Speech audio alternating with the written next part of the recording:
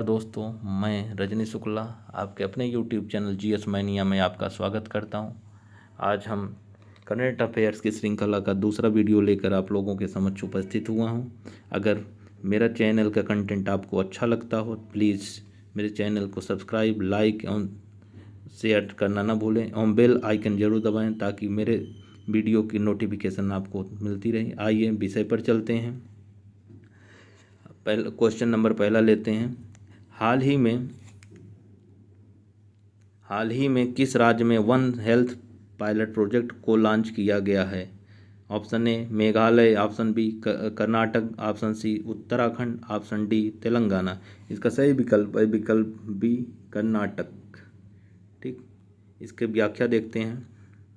One health project Karnataka सरकार किस सरकार के द्वारा? कर्नाटक सरकार द्वारा बेंगलुरु में 28 जून 2022 को लॉन्च किया गया। इसका उद्देश्य पशुधन स्वास्थ्य, मानव स्वास्थ्य, पर्यावरण से जुड़े हितधारकों को एक साझा मंच पर लाने की पहल की गई है। यह pilot project bill and Melinda Gates foundation और भारतीय उद्योग परिसंघ के सहयोग से जारी की गई है। इसका क्रियान्वयन पशुपालन एवं डेयरी विभाग द्वारा किया गया है। ठीक, नेक्स्ट। हाल ही में पनबिजली और सौर ऊर्जा से पूरी तरह संचालित होने वाली देश का पहला हवाई अड्डा कौन बना? नंबर एक, option A Mumbai, option B Delhi, option C Hyderabad, option D Bengaluru. इसका सही विकल्प है विकल्प बी दिल्ली। भारत के पहले अमृत सरोवर का उद्घाटन उत्तर प्रदेश के किस जिले में किया गया है? वाराणसी, गोरखपुर, प्रयागराज, रामपुर। इसका सही विकल्प है विकल्प डी रामपुर। यह देश का पहला अमृत सरोवर है। यह सरोवर उत्तर प्रदेश के रामपुर जिले के अंतर्गत रामपुर ग्राम पटवाई में स्थित है। ठीक, मई 2022 में जीतो कनेक्ट 2022 के उद्घाटन सत्र को इसके द्वारा संबोधित किया गया। किसके द्वारा संबोधित किया गया? अमित शाह, नरेंद्र मोदी, निर्मला सीतारमण, नितिन गडकरी। इसका सही विकल्प है विकल्प बी प्रधानमंत्री नरेंद्र मोदी। आइए इसकी व्याख्या देखते हैं।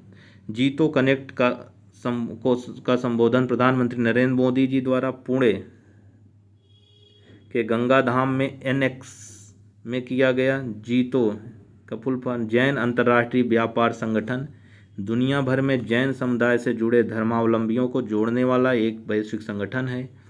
इसका उद्देश्य आपसी नेटवर्किंग एवं व्यक्तिगत बातचीत का अवसर प्रदान करते हुए व्यापार और उद्योग के क्षेत्र में मदद करना है। ठीक, अगले क्वेश्चन चलते हैं। देश का पहला धूम्रपान मुक्त राज्य कौन है बना? ए उत्तराखंड, बी हिमाचल प्रदेश, सी केरल, डी सिक्किम। इसका सही विकल्प है विकल्प बी हिमाचल प्रदेश। केंद्रीय गृह मंत्री अमित शाह द्वारा राष्ट्रीय साइबर फोरेंसिक प्रयोगशाला का उद्घाटन कहाँ किया गया? Option A Bengaluru, option B Hyderabad, option C Lucknow, option D Delhi. इसका सही विकल्प है विकल्प बी हैदराबाद। अगला प्रश्न, मई 2022 में भारत के पहले अतुल्य भारत अंतर्राष्ट्रीय क्रूज सम्मेलन का आयोजन कहाँ पर किया गया? गोवा, मुंबई, कोचीन, वाराणसी। इसका सही विकल्प है विकल्प बी मुंबई। नेक्स्ट प्रश्न, वैश्विक आयुष निवेश और नवाचार शिखर सम्मेलन 2022 का आयोजन कहाँ किया गया? Option A Delhi, option B Ahmedabad, option C Gandhinagar, option D Mumbai. इसका सही विकल्प है विकल्प सी गांधीनगर। भारत का पहला सुधारित हाइड्रोजन संयंत्र कहाँ स्थापित किया गया है? ठीक, इसका विकल्प ए जोरहाट, विकल्प बी गुवाहाटी, विकल्प सी बेंगलुरु, विकल्प डी तूतीकोरिन। इसका सही विकल्प है विकल्प ए जोरहाट। हाल ही में अमेरिकी सीनेट ने किन दो देशों को नाटो की सदस्यता के लिए मंजूरी प्रदान की? स्वीडन एवं फिनलैंड, यूक्रेन एवं स्वीडन, फिनलैंड एवं आइसलैंड, स्वीडन एवं ऑस्ट्रिया। इसका सही विकल्प है विकल्प ए, स्वीडन और फिनलैंड को। ठीक, इसकी व्याख्या देख लेते हैं।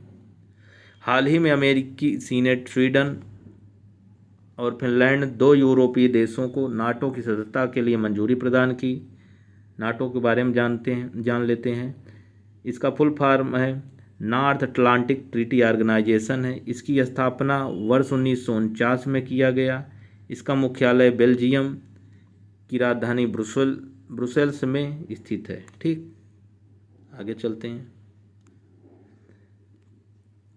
जुलाई 2022 में जारी विश्व जनसंख्या संभावना 2022 नामक रिपोर्ट के अनुसार किस वर्ष के दौरान भारत की जनसंख्या चीन से अधिक हो जाएगी?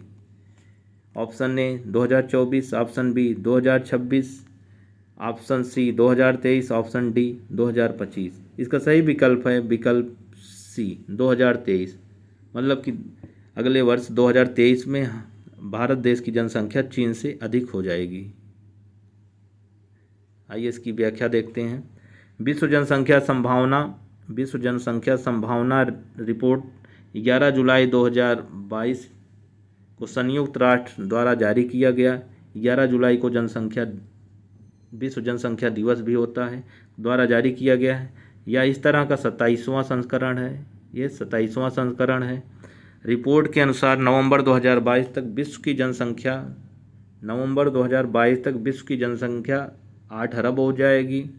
2023 तक 8.5 अरब, 2050 तक 9.7 अरब, वर्ष 2100 तक 10.4 अरब हो जाएगी। ठीक, 2021 तक 10.4 अरब जनसंख्या हो जाएगी विश्व की। 2022 में सबसे अधिक जनसंख्या वाले क्षेत्र कौन हैं? पूर्वी एवं दक्षिणी एशिया, जिसकी जनसंख्या 2.1 अरब, जो विश्व की वैश्विक जनसंख्या का 26% है। पूर्वी एवं दक्षिण एशिया, जिसमें भारत भी आता है। और मध्य दक्षिण एशिया, जिसकी जनसंख्या 2.1 अरब है, जो विश्व की जनसंख्या का 26% है। भारत वर्ष 2023 चीन को पछाड़कर विश्व की सबसे अधिक जनसंख्या वाला देश बन जाएगा। वर्ष 2050 में भारत की जनसंख्या 166.8 करोड़ हो जाएगी। ये पीटी के लिहाज से भी इम्पोर्टेंट है, फैक्ट है। प्रश्न आ सकता है वर्ष 2050 में भारत की जनसंख्या का कितना अनुमान लगाया गया है? 166.8 करोड़। ठीक, आगे बढ़ते हैं। टाइम्स पत्रिका द्वारा जारी 2022 के विश्व के 50 महानतम स्थानों की सूची में भारत की किन 2 स्थानों को जगह दी गई है? तमिलनाडु मुंबई, केरल इंदौर, केरल अहमदाबाद, राजस्थान चंडीगढ़। इसका सही विकल्प है विकल्प सी, केरल अहमदाबाद। आइए व्याख्या देखते हैं इसकी। टाइम पत्रिका द्वारा जारी 2022 के विश्व के 50 महानतम असाधारण स्थलों को सूचीबद्ध किया गया है। भारत के केरल राज्य को इको टूरिज्म हॉटस्पॉट, अहमदाबाद को शहर को उच्च शिक्षा के लिए शामिल किया गया है। ठीक, आइए नेक्स्ट प्रश्न पर चलते हैं।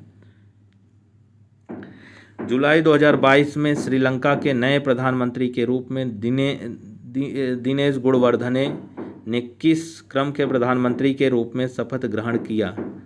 ऑप्शन ए 15वां, ऑप्शन बी 14वां, ऑप्शन सी 16वां, ऑप्शन डी 17वां। इसका सही विकल्प है विकल्प ए 15वां।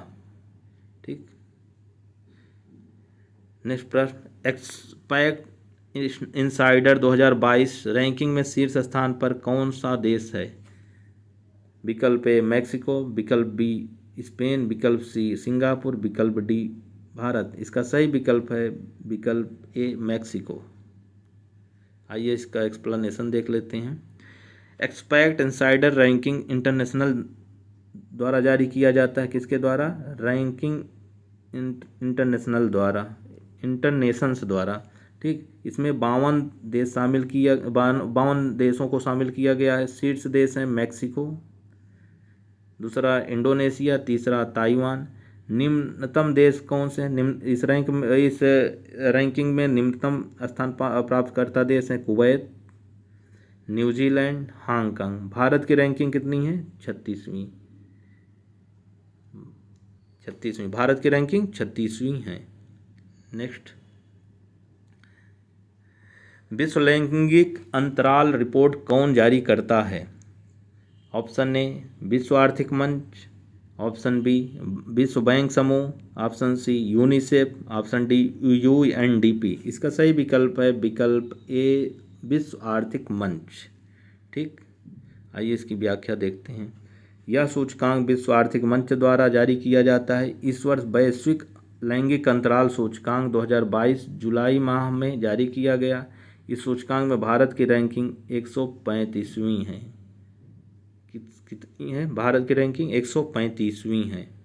काफ़ी निराशाजनक रैंकिंग है। आगे बढ़ते हैं।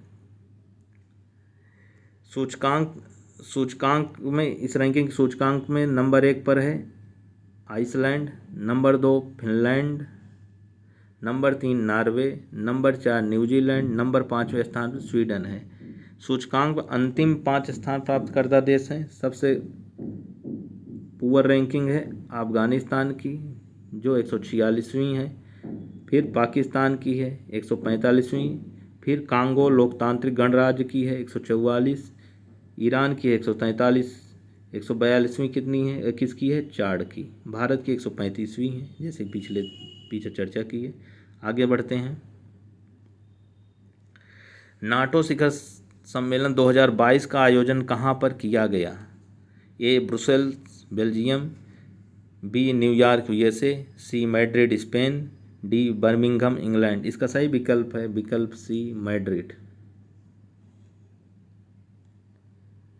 कोलंबो सुरक्षा कॉन्क्लेव की 6ठी उपराष्ट्रीय सुरक्षा सलाहकार बैठक का आयोजन किस स्थल पर किया गया? मुंबई, कैंडी, कोच्चि, कोलंबो। इसका सही विकल्प है विकल्प सी कोच्चि। आइए इसकी व्याख्या देख लेते हैं। कोलंबो सुरक्षा कॉन्क्लेव की 6ठी उपराष्ट्रीय सुरक्षा सलाहकार बैठक का आयोजन 7 जुलाई 2022 को भारत के कोच्चि में आयोजित किया गया। ठीक, इसके भागीदार भारत, मालदीव, श्रीलंका और मॉरिशस हैं। वह इसके पर्यवेक्षक देशों में बांग्लादेश एवं सेशल्स शामिल थे।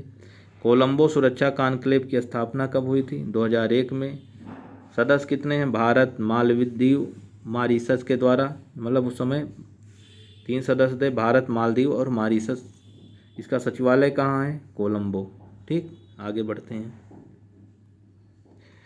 17वें G20 शिखर सम्मेलन का आयोजन कहाँ आयोजित किया जाएगा? Option A Riyadh, option B Bali, option C Nai Delhi, option D Tokyo. सही विकल्प है विकल्प बी बाली। इसका व्याख्या देखते हैं।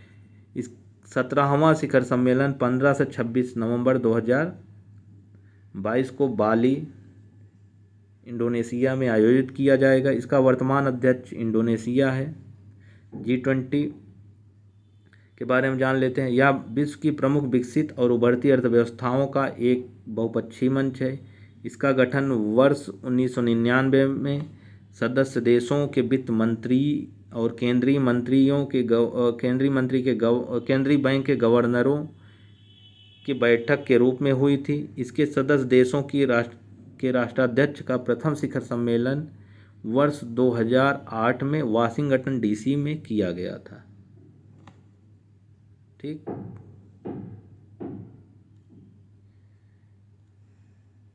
G20 का 18वां शिखर सम्मेलन आयोजन कहाँ किया जाएगा?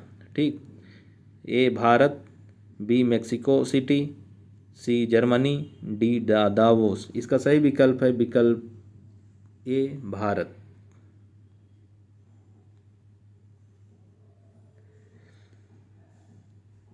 इजराइल के 14वें प्रधानमंत्री के रूप में कौन पद ग्रहण किया? नफ्ताली बेनेट, इसहाक हर्जोग, यायर लैपिड, गींदेन सॉरी। इसका सही विकल्प है यायर लैपिड।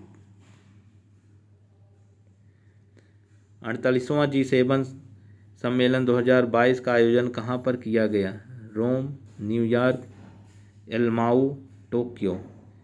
इसका सही विकल्प है विकल्प सी एलमाऊ।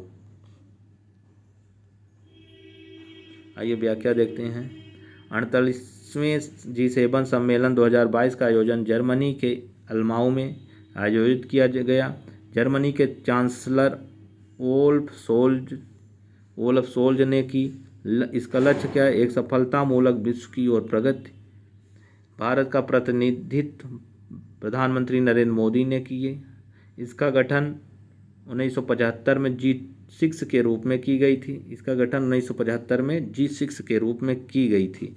इसके सदस्य देश हैं Canada, USA, Italy, France, England, Germany, Japan, यूरोपीय संघ। ठीक, आगे बढ़ते हैं। किस हवाई अड्डा को वर्ष 2022 का सर्वश्रेष्ठ अंतर्राष्ट्रीय हवाई अड्डा नामित किया गया? ए दुबई अंतर्राष्ट्रीय हवाई अड्डा, बी म्यूनिख अंतर्राष्ट्रीय हवाई अड्डा, सी हमद अंतर्राष्ट्रीय हवाई अड्डा, सी टोक्यो अंतर्राष्ट्रीय हवाई अड्डा। इसका सही विकल्प है विकल्प सी हमद अंतर्राष्ट्रीय हवाई अड्डा। ठीक, आइए व्याख्या देख लेते हैं इसकी घोषणा स्काई ट्रैक्स अवार्ड 2022 द्वारा किया गया। घोषणा का आधार यात्रियों की संतुष्टि हवाई यात्रियों द्वारा प्रदान किए गए वोटों के आधार पर निर्धारित की गई।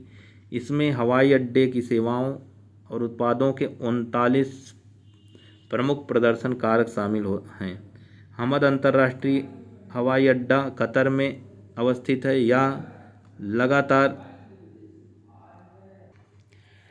लगातार दूसरे वर्ष सर्वश्रेष्ठ हवाई अड्डे के रूप में नामित किया गया। ठीक, नेक्स्ट प्रश्न चलते हैं।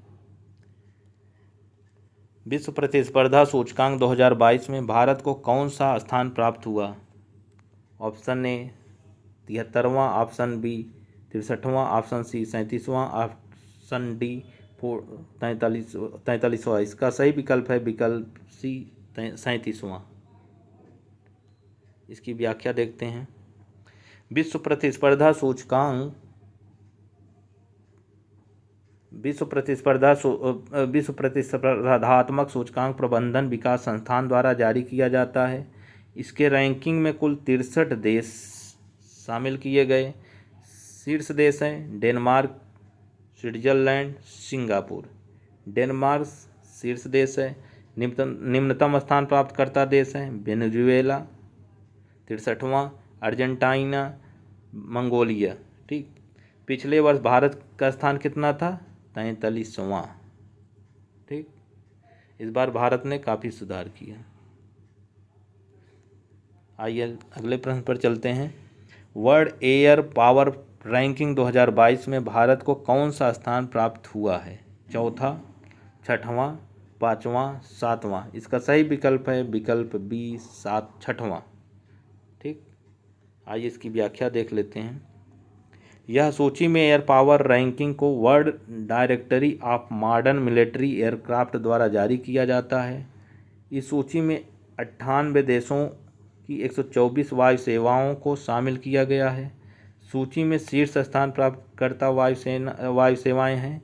नंबर 1 पर है यूनाइटेड स्टेट एयरफोर्स, दूसरा है यूनाइटेड स्टेट नेवी और तीसरा है रशियन एयरफोर्स। इस सूची में पाकिस्तान एयरफोर्स को 18वां, चीन की पीपुल्स लिबरेशन आर्मी एयरफोर्स को 7वां स्थान दिया गया। भारत की स्थिति इन दोनों से बहुत अच्छी है, चीन से भी अच्छी है। ठीक, आगे बढ़ते हैं। पर्यावरण प्रदर्शन सूचकांक 2022 में भारत को कौन सी रैंकिंग प्रदान की गई? 75वां, 123वां, 180वीं, 165वीं। इसका सही विकल्प है विकल्प सी 180वीं। पर्यावरण प्रदर्शन सूचकांक को एल होना चाहिए,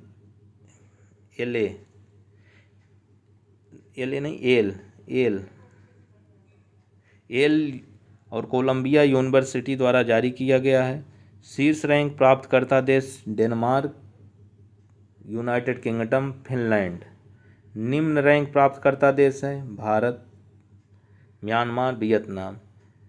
2020 में भारत की रैंकिंग कितनी थी? 168वीं। इस बार भारत की रैंकिंग 72 हो गई है, सबसे निम्नतम स्थान प्राप्त कर लिया है, 180वीं। ठीक, आगे बढ़ते हैं। राष्ट्रमंडल के शासनाध्यक्षों की बैठक 2022 का आयोजन कहाँ किया गया? London, Colombo, Kigali, Christchurch. इसका सही विकल्प है विकल्प सी, किगाली। ठीक, आइए व्याख्या देखते हैं। सॉरी, ये राष्ट्रमंडल है, राष्ट्रमंडल के शासनाध्यक्षों की 26वीं बैठक का आयोजन रवांडा की राजधानी किगाली में की गई। इसका थीम है delivering a common future, connecting, innovating, transforming. ठीक, नेक्स्ट चलते हैं। हाल ही में अफ्रीका के किन दो देशों को राष्ट्रमंडल की सदस्यता ग्रहण की? किन दो देशों ने राष्ट्रमंडल की सदस्यता ग्रहण की? नंबर 1 गैबन और टोगो, नंबर 2 अल्जीरिया और मोरक्को, ऑप्शन सी सोमालिया और केन्या, ऑप्शन डी बुरुंडी। इसका सही विकल्प है विकल्प ए, गैबन और टोगो। आइए इसकी व्याख्या देखते हैं।